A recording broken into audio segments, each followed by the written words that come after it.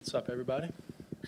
What's going through your mind on that second touchdown pass to DJ Moore, and then what were your emotions as the ball was in the air? Um, it's a what you call on those plays like a hero post, and DJ did a great job beating his man. And I actually tried to throw one to OZ versus the Eagles, and so it's popped up. When you got that much time, when you're rolling out and things like that, you peak those type of plays, and if he beats his defender the way he did, you throw it up and not throw it up, but you throw it and give him a chance, and that's what he did. He beat his defender, beat the corner pretty bad, and then all I had to do was throw a high back five is what we call it, back at the end zone, and he went up and made a great play for us. In that moment, it was needed.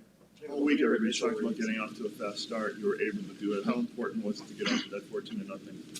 Yeah, extremely important. I think that you want to start the game off every week like that, but definitely this week, not allowing them to get going, not allowing them to feel maybe some energy or feel they can that they can beat us. That's our mindset going into this game, and starting fast and kind of diminishing anything that or any thoughts that may pop up of positivity on their side. That's the mindset going into these games. On that ball to DJ, what were your initial reads on that play before you saw it? Yeah, Cole.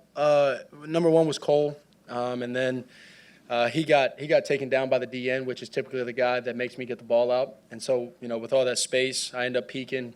My other receivers on the front side, the other couple guys, and then from there it's just seeing and feeling space.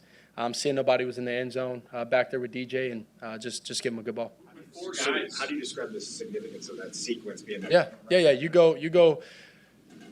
These are moments that I talk about and have talked about for a couple of weeks now. Is when you get the interceptions or you get the turnovers and fumbles or whatever the case may be. You want to go down and score. It creates it creates a sense of momentum for us, and it gets everybody in it. It gets everybody going, and that momentum is important to help us win games. It shifting and shifting energy, shifting momentum, shifting the points and things like that, and adding one more possession for us is huge. And so that's something that we preach, is something that we're going to keep harping on, something that we're going to keep growing at.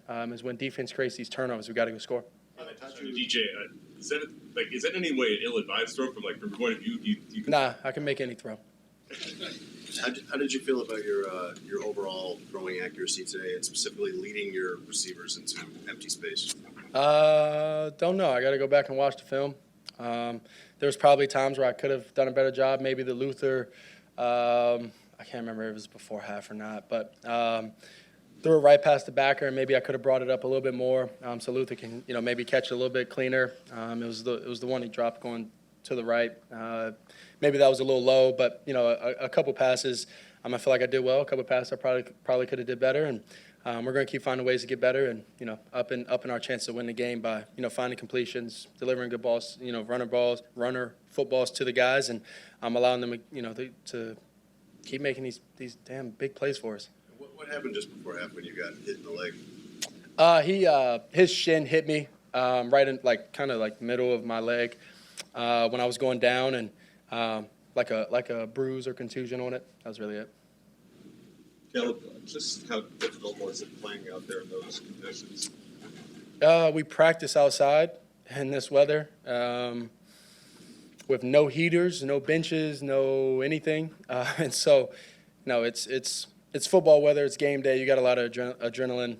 We got the benches, the heaters, the jackets, which everybody does a good job with, and then you go out there and you get going and you forget about those things. This is Chicago. You either got drafted here or you came here, and so you're expecting that when it comes down to these times of the year, and it's an advantage to us, I would say. Caleb, you get to face Green Bay twice now in Yep. 8 weeks. They'll be here in 5-6 days, whatever it is. How much are you looking forward to that second matchup with the Packers? Yeah, I'm excited. I'm ended up obviously throwing the pick, as everybody knows, in those last moments, and kind of let that off the hook, throwing such a bad ball to Cole, and so I'm definitely excited. I'm excited for the moment. They're coming here, and it's another game for us, but I'm excited. He's in view on DeAndre's second touchdown run. What did you see that allowed him to find that crease? Yeah, he ended up squeaking through there. I thought he was actually going to get tackled. There was a couple guys surrounding him, and he's a hell of a back for us, and he made a really good play for us to put up 7 points on the board. He squeaked through a couple arm tackles, and made a great play. Super excited for him and for us.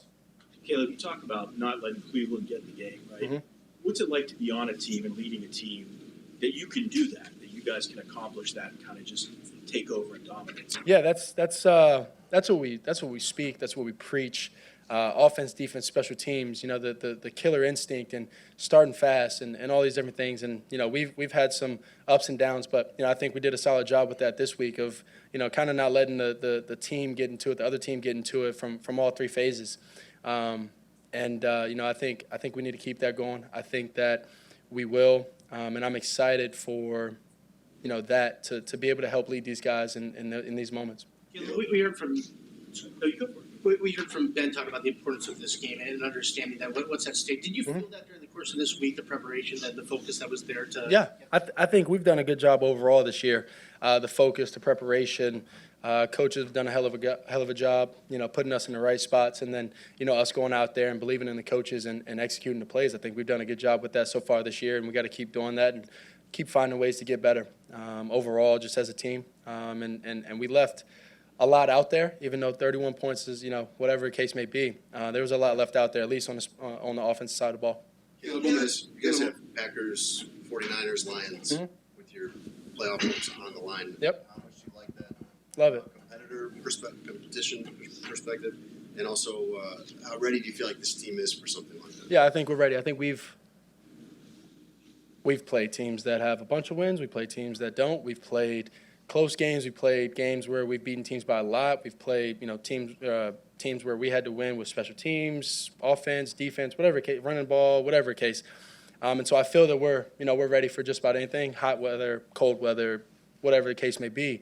We're going to go out there and go out there and fight. I do know that, and I like our chances, us versus anybody. Caleb, on that touchdown pass, it seemed like you did sort of a celebration from your arms. Did you take any inspiration from that? It's a freezing cold, and it's cold outside. Rub my arms, warm up a little bit. There's a soccer player, Cole. Oh, Cole Palmer, yeah, dog. I've seen some of his stuff, watched his ball, watch him, play soccer, and he's pretty damn good, and he's done that celebration a few times. And Cold Palmer is what they call him, and I've that inspiration kind of came from that a little bit. What is your first touchdown to DJ? A little bit man-to-man. Yep. Backside of that same end zone and basic pitch and catch there. Yeah, that's something that we've practiced that play so many times, and to be able to see it come to life. And DJ ran a great route. It actually did not work yesterday in practice, but we've repped it so many times that we've got so much faith and belief and trust. Coach made a great call, and DJ ran a great route. Just put the ball in the back of the end zone, let DJ go get it. What didn't work in the practice one? We ended up just falling down and running into each other and things like that. And in those moments, it's like, coach likes things to look a certain way, and it didn't look that certain way. So it was high on my totem pole for calls, but I'm happy he called, and DJ did a great job. Caleb, you have 151 passer rating today. Yep. What is it about that part of this offense, given how big of a part of this offense that is, the play action? What is it that makes you so successful in those situations? Yeah, I don't know. I was told I couldn't get under center and turn my back to the defense. So I don't know. No, I think I think the guys up front, they do a hell of a job for me. It all goes into it. Whether it's the run game, pass game, play action, keeper, all of it goes into it in the sense of we make and we try to make, and kind of take this advice from Peyton is you want to make your run game, your keeper, and your pass or your play action game all look the same. And so then it allows me to have more time. And then I call my O-linemen the Avengers. And then you got those guys up front. So they give me enough time with enough space with the receivers we got and special talent we have. We'll go make plays, and then when it's not there, I think Coach trusts me to check the ball down or go make a play for us. Awesome. The Bears.